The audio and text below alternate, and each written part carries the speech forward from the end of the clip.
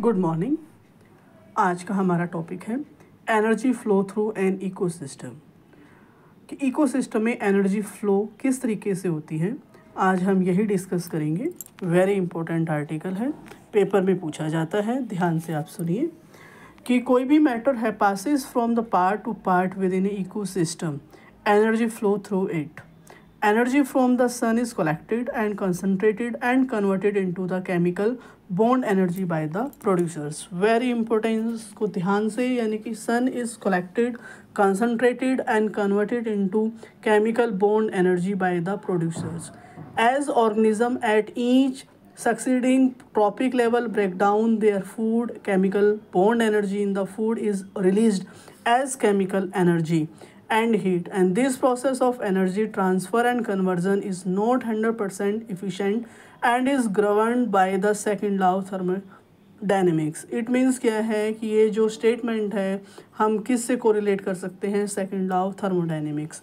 इसमें क्या है कि green plants convert only a small percentage of the sun energy into the chemical bond energy of the organic molecules. Producers, consumers and decomposers, ये हमारे तीन part हैं। Use some of energy to maintain their life functions, यानी कि जो producers हैं, consumers and decomposers, ये use करते हैं सम एनर्जी को और मेंटेन करते हैं अपनी लाइफ फंक्शंस को। Consumers are enable to digest some of materials they take in.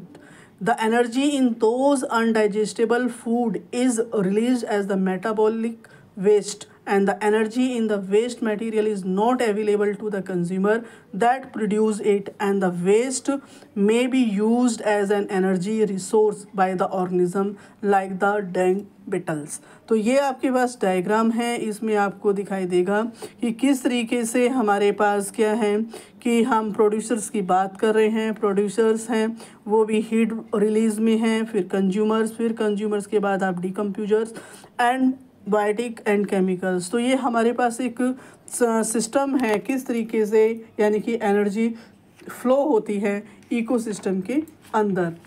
Okay, now तो जो हमारे पास each time that energy is converted from one form to another form, and some of energy is given off as heat, and this energy is no longer available to organism for work or growth.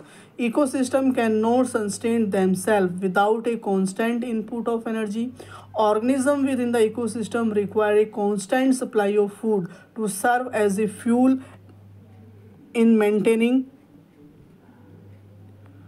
their life process. In both the cases constant resource of energy,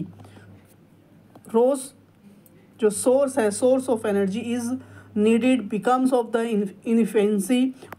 efficiency जो है of energy conversion. Now as the energy flow through the ecosystem, only a small amount is used, not more than the 10%, to produce the new growth material for the organism within each level. Actual percentages vary with each trophic level and type of organism.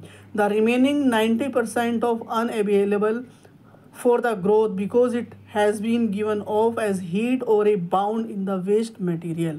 यानी कि इस topic में आपको ये दिखाया गया है किस तरीके से हमारी जो एनर्जी फ्लो है इकोसिस्टम में वो किस तरह से होता है, यानी कि एक एनर्जी वन फॉर्म से अनदर किस तरीके से कन्वर्ट होती है।